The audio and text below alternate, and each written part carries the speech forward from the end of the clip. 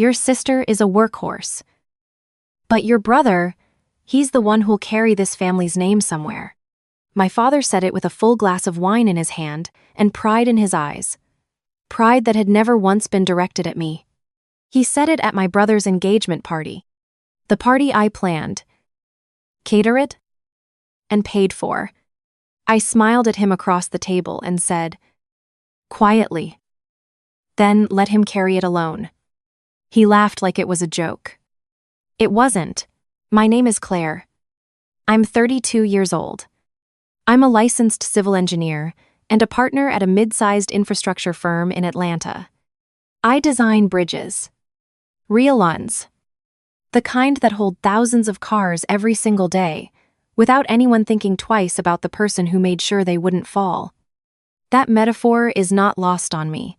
For the past 9 years, I have been the invisible bridge my family walked across every single day. They never looked down. They never said thank you. They just kept walking. And I kept holding. Let me tell you how it started.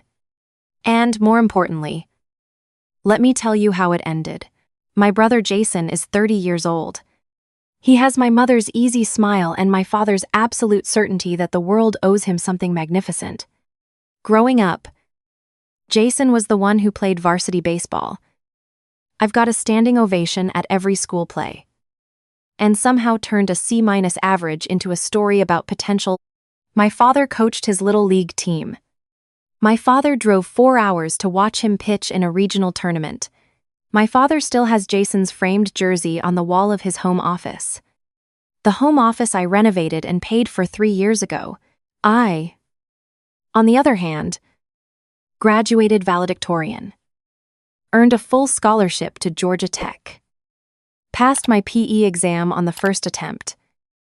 And made partner at my firm by 29. My father's response when I told him about the partnership was, "That's great, honey. Hey, do you think you could look into Jason's lease situation? His landlord is being difficult." That was the dynamic. My accomplishments were a footnote. Jason's problems were the headline. My mother, Karen, is what I would call a soft enabler. She doesn't have the sharp edges my father has. She's warm, genuinely affectionate, and absolutely spineless when it comes to my father and Jason. She would squeeze my hand and tell me privately that she was proud of me. But in a room with my father and my brother, that pride evaporated like morning fog. She would nod along, laugh at their jokes, redirect every conversation back to Jason's latest grand plans. Her silence in the moments that mattered was its own kind of betrayal. I want to be honest about something, because the comment sections of the world are full of people asking why. Why did you let it go on so long? Why did you keep paying? Here is the truth. I kept paying because I believed. For years, that love had a price, and I just hadn't paid enough yet. I believed that if I gave enough money, enough patience, enough grace, I would eventually earn the thing I had wanted since I was 7 years old. Sitting at the kitchen table with a perfect report card, while my father was in the backyard, teaching Jason how to throw a curveball, I wanted my father to look at me the way he looked at my brother, just once. I thought I could buy that look. You cannot buy that look from a man who has already decided you are furniture. The money started small. At 23. Fresh out of grad school with my first real paycheck. I gave my parents $5,000 because my father had lost a consulting client and the mortgage was behind. I told myself it was a one-time thing. It wasn't.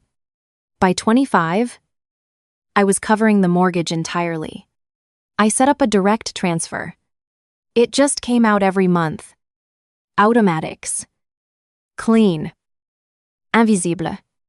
The way they preferred me. At 26, Jason had his first big idea. A craft brewery. He had no experience in brewing. No business plan. And no money. But he had my father's absolute conviction that this was the venture that would finally put the family name on the map. My father called me on a Tuesday evening. "Your brother needs some startup capital," he said. Not a question. Not even a request. Really? A statement of fact. Delivered with the expectation that I would simply process it and comply. I gave Jason $40,000. He called it an investment. He did not give me any paperwork. I did not ask for any. That is the part I am most ashamed of. I knew better. I was an engineer. I understood load-bearing structures. I understood that foundations matter. I extended a $40,000 loan with no documentation because I was afraid that asking for paperwork would make me seem cold and transactional. Which was already how my father described me to his friends. The brewery failed in 14 months. The next venture was an outdoor fitness company. Then a landscaping app. Then a premium dog boarding experience that lasted one summer. Each time, the call came from my father. Each time, the amount grew. Each time, I complied. And each time, the failure was reframed as experience, as character building, as the necessary stumbles of a visionary finding his footing. My failures, had I ever had any, I would have been proof that I wasn't as smart as I thought. By the time of Jason's engagement party, the party I spent $11,000 on at a venue in Buckhead, I had given my family, conservatively, just over $400,000. I had paid for their mortgage for 7 years. I had funded 4 of Jason's businesses. I had paid for my parents' cars, my mother's medical bills after her hip surgery, my father's dental work, 2 family vacations, and a kitchen renovation. My father decided he wanted on a whim in February. They knew I was successful. They simply believed my success was a communal resource to be allocated by my father, the patriarch, to the family member he deemed most worthy of investment. That member was never me. The engagement party was a Saturday in October. The leaves were turning. The venue was beautiful. I had spent 3 weeks coordinating with the caterer, the florist, the photographer. I was wearing a dress I'd bought specifically for the evening. And for a few hours, I let myself feel something like hope. Jason had proposed to his girlfriend, Melissa, who was actually wonderful, warm, practical, quietly funny. I liked her. I thought maybe this. Maybe marriage. Maybe Melissa's steadying presence would finally make Jason grow up. My father gave a toast. It was long and self-congratulatory in the way his speeches always were, full of references to his own sacrifices and wisdom. And then he reached the part about his children. He looked at Jason with a warmth that made my chest ache. "This boy," he said, "this is the one who carries something rare. He dreams bigger than any room he walks into. He's going to take this family somewhere." He raised his glass. Then he turned to me. A brief, almost apologetic pivot. "And Claire, well, Claire keeps the lights on. We're grateful for that." A few polite laughs. My aunt smiled at me with the expression people reserve for someone who just had something mildly embarrassing happen to them in public. I kept the smile on my face. I am very good at keeping my face calm. It is a skill I developed around age 9. After dinner, I was standing by the bar alone, watching Jason and Melissa take photos with their friends. When my father appeared beside me, he freshened his drink and looked out at the room with the satisfied expression of a man surveying his kingdom. "You know," he said, not quite looking at me, "your brother is going to need some real capital now. Starting a life, a real life, with a family that takes resources. I was thinking you could set something up. A fund. Maybe, something he can draw from as he builds." He finally turned to look at me. "You've always been the responsible one. This is how you contribute." Contribute. I had spent $400,000 and 7 years of automatic mortgage payments, and I was being told that this was how I contribute. "I'll think about it," I said. He nodded, satisfied, and walked away. He didn't ask how I was. He didn't comment on the party I had spent 3 weeks organizing. He didn't say the food was good, or the venue was beautiful, or thank you for any of it. I stood there for a moment, and then something that had been bending for 9 years finally, quietly, snapped. I thought about the bridges I design. I think about failure points constantly. It is literally my job.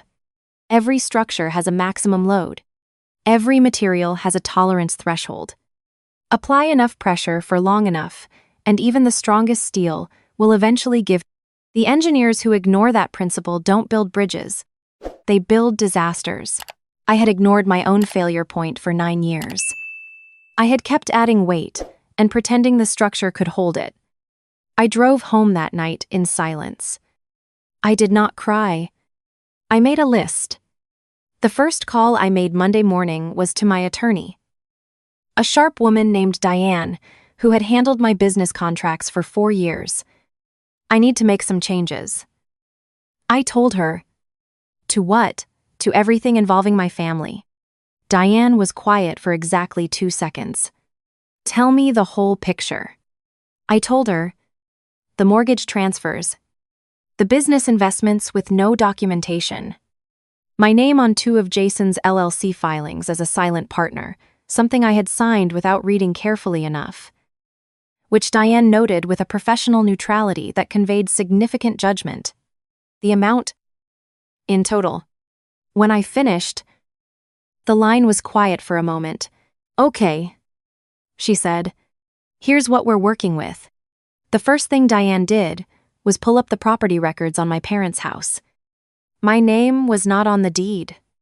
I had been paying the mortgage on a house I did not own for 7 years. I had been paying it into an account that my father controlled, that he then used to make payments to the bank. Diane raised an eyebrow at this. "He's been managing the payment from your transfers." "Yes." "Did he ever miss a payment?" There was a pause. "Claire, I need you to pull your bank statements going back to January." I pulled them. We found something. For a period of 14 months, my transfers to my father's account had gone in on time every month. The mortgage, however, had been paid late, sometimes 30 days late. Once 60, while my father's personal account balance showed a consistent surplus during the same period. He had been floating my money for a month at a time, collecting whatever interest and buffer that gave him, before paying the bank. It was not illegal. It was deeply revealing. I asked Diane to look at Jason's LLCs. She brought in a forensic accountant named Robert Calm. Methodical. The kind of man who finds numbers personally offensive when they lie. It took him 2 weeks. What he found was not as dramatic as a single smoking gun. It was a pattern. Quiet and consistent. In 2 of the 3 LLCs where I was listed as a silent partner, the financial records showed that capital I had contributed had been commingled with a personal account that paid for things with no business purpose. A truck that appeared nowhere in the business operations. A trip to Vegas listed as a vendor conference. Furniture invoices from a store that sold residential pieces. Delivered to Jason's apartment. Expensed as office equipment. Over the course of 4 years. Across 2 businesses. The number Robert circled in red was $212,000. "Is it fraud?" I asked him. Robert considered this with the precision of a man who chooses his words carefully. The commingling of funds and the misrepresentation of personal expenses as business expenses in a documented partnership where you are an investor of record creates significant exposure. Depending on how a prosecutor interpreted intent, yes, it could be. What would a civil case look like? He slid a summary sheet across the table. Strong. I did not feel satisfaction. I felt something much colder and much quieter. I felt like a structural engineer who has just confirmed that the building everyone is standing in has been compromised from the inside. Now I had the blueprint. Now I understood the actual load distribution of my family's entire financial architecture. And now I had a decision to make. I stopped the mortgage transfer at the end of November. No call. No warning. I simply did not initiate the transfer. I redirected it into a separate savings account, and I waited. It took 11 days. My mother called on a Wednesday morning. She skipped hello. Claire. I don't know if there's been a mix-up with the bank, but the payment your father was expecting hasn't come through. There's no mix-up. I said, "Oh." A pause. The sound of her recalibrating. Well? Sweetheart. Is everything okay? Are you having issues with your account? My accounts are fine. Mom. I've stopped the transfer. The silence on the line was the kind that has weight to it. Why? Claire. The mortgage is not in my name. I said, and I've been paying it for 7 years. Another silence. Your father is going to want to talk to you about this. I'm sure he will. Claire. Her voice dropped into that soft, pleading register she used when she was genuinely frightened. Please don't do anything drastic. Your brother's wedding is next year. There's so much coming up, and tell him to call me. I said, I'll explain it directly. She didn't say I love you before she hung up. She also didn't ask if I was okay. My father called that evening. He did not start with hello either. What's going on, Karen says, you've stopped the transfer. I have. Why? The word was short. Clipped. Delivered with the practiced authority of a man who expected the question alone to be sufficient to undo whatever problem had arisen. Because I've been paying for a house I don't own for 7 years. Dad. And I've decided to stop. That's Claire. That's family. We're family. You can't just... I've also stopped the quarterly deposit I was making to help with your expenses. I said, and I've instructed my accountant to close the shared account we used for the family fund. A pause. I could hear him breathing. You're doing this because of the party. I'm doing this because of 9 years. I said, the party was just the last data point. His voice shifted. The authority cracked around the edges and revealed what was underneath, which was fear. Claire, I need you to think very carefully. You have a responsibility to this family. I raised you. Your mother and I, everything we sacrificed. I know about the 14 months. Dad. The line went quiet. I know that during the 14 months between March of the year before last and May of last year, you were holding my transfers for 30 to 60 days before making the mortgage payment. I know because I have the bank statements, both yours and mine. Nothing. I also know about the commingling in Jason's LLCs. More nothing. I have a forensic accounting report. I have a civil case. And depending on how my attorney advises me, possibly a criminal referral. When he finally spoke, his voice was small in a way I had never heard before. Those are serious accusations. They're documented facts. I said, I'm not calling to fight. Dad, I'm calling to tell you where things stand. The house payment is done. The family fund is closed. I'll be in touch through Diane. I hung up. My hands were perfectly steady. The next week was the silence before the storm. No calls from my parents. My father was. I would later learn from my cousin, telling the extended family that I had lost perspective and was punishing the family for no reason. The narrative he was constructing was one of a cold, ungrateful daughter having a breakdown brought on by overwork and implied but not stated. Some vague emotional instability. He was trying to get ahead of the story. He was not yet aware that I had the receipts. Jason called on a Friday. Unlike my father, he didn't bother with pretense. He opened with, What the hell? Claire. Which in retrospect was the most honest thing he'd said to me in years. Hey. Jason. Dad said you stopped everything. The house? The accounts. All of it. That's right. Why? What did we do? And there it was. We. As if he genuinely could not identify a single specific act. As if $400,000 and 9 years of invisible labor had simply been the natural order of things, and its cessation was the aberration. I'd like to ask you something. I said, do you remember when you filed the paperwork for your outdoor fitness company and listed me as a silent partner, a beat? Yeah. I mean, you invested. So, do you remember signing documents that listed the startup capital as $240,000? That's what it was? Robert has the books. Jason. Silence. The truck. The Vegas trip. The furniture in your apartment. His breathing changed. Claire. Those were operational costs. The truck was for. The truck is a 2021 F-150, registered to your personal address and insured under your personal auto policy.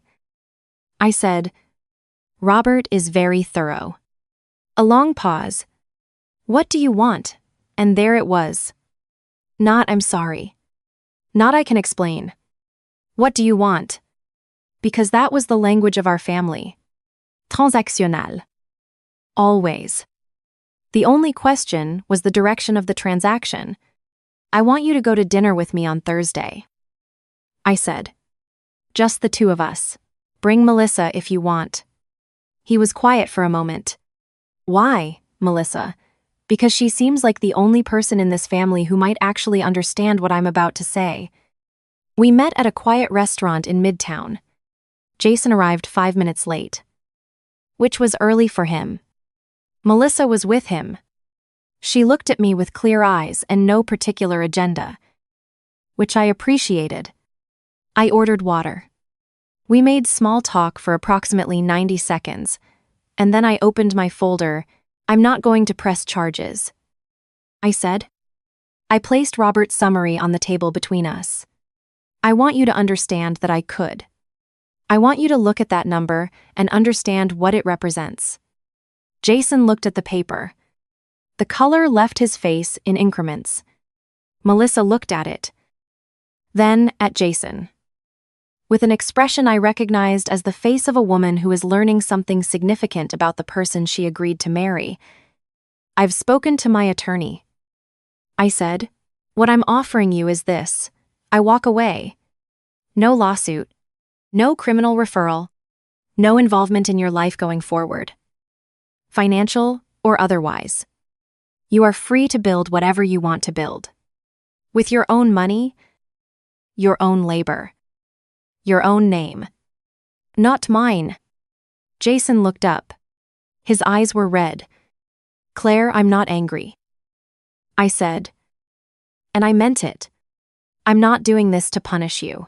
I'm doing it because I finally understand that every dollar I gave you was a dollar that confirmed for you that you didn't have to figure it out.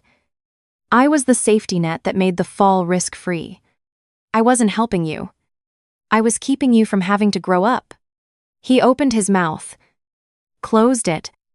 Melissa put her hand over his on the table. Thank you for telling him directly, she said to me. It was a strange thing to say. It was also exactly the right thing. I like you. Melissa. I said. For what it's worth. I know. She said. I like you too. I left the restaurant first. As I walked to my car, I did not feel triumphant. I felt the particular quiet of a structure that has been relieved of a load it was never designed to carry. The eviction, which is a blunt word for a complicated thing, was handled through Diane. Because the house was not in my parents' names, and the mortgage was in arrears for the first time in years now that I had stopped paying, the situation resolved itself in a way that was legal and, given everything, fairly quick. My father explored his options. He found there weren't many. The house sold 6 weeks after I stopped payments. Absorbed into a process that moved faster than any of us expected. My parents moved into an apartment in Marietta. My father did not speak to me for 4 months. My mother called me on a Tuesday in February. It was early in the morning. Before 8.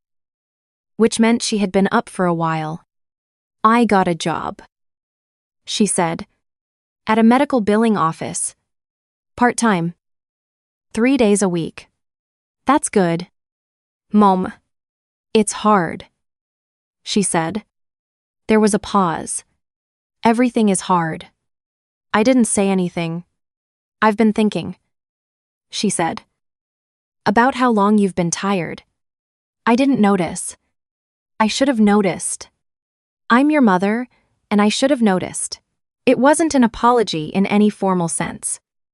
It was something more fragile and more genuine than an apology. It was recognition. "I noticed," I said. "I just didn't know how to say it."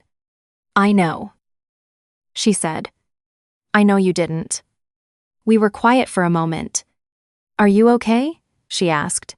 And the thing about that question, the thing that made my throat tighten in a way I hadn't expected, was that it was the first time in recent memory she had asked it without something waiting on the other side of it. No request. No setup. Just the question. "I'm getting there," I said. "May too," she said. My father and I spoke in April. He called on a Sunday afternoon.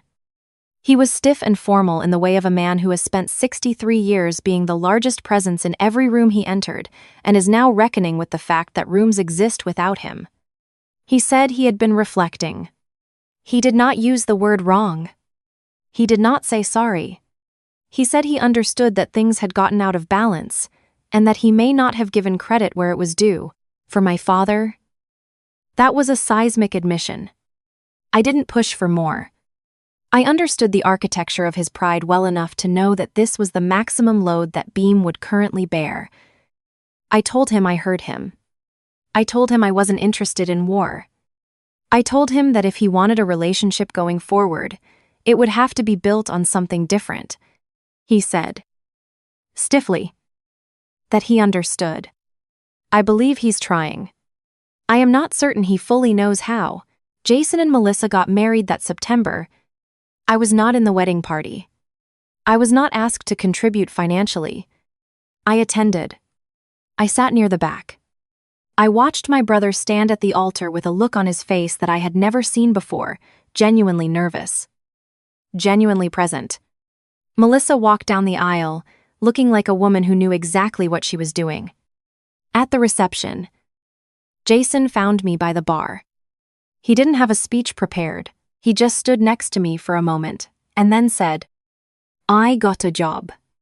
At an engineering firm. Actually, project coordinator." He said it with a combination of embarrassment and something else. Something younger? Something that might have been the first notes of actual pride his own. Earned. Unsponsored.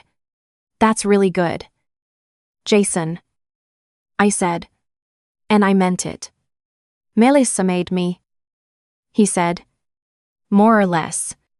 Good, I said. She seems like someone worth being made better by. He laughed. It was the most natural laugh I'd heard from him in years. I have kept the money I use to transfer every month. Over the past year and a half, I've redirected that money into a scholarship fund I established through my firm's nonprofit arm. It funds engineering education for women from low-income households, with a specific track for first-generation college students. I've met 3 of the recipients so far. One of them reminded me, uncomfortably and precisely, 2 of myself at 21, overachieving and quietly desperate to be seen. I told her what no one had told me at that age, that her success belongs entirely to her, that she does not owe anyone a single structure she builds, that the bridges she designs will stand long after the people who doubted her have stopped talking. She nodded like she was filing it carefully away somewhere important. I design bridges. Briel Anis. The kind that are engineered to hold exactly what they're designed to hold. No more. No. Less. With safety margins built in and load tolerances clearly documented, that is not cold. That is not unfeeling. That is how you build something that actually lasts. My family spent 9 years treating me like a load-bearing wall that had no threshold. They learned otherwise. And I spent 9 years forgetting that the person who designs the structure gets to decide what the structure is for. I remember now. If you've ever been the one holding everything up while everyone else walked across, drop the weight. Not in anger. In clarity.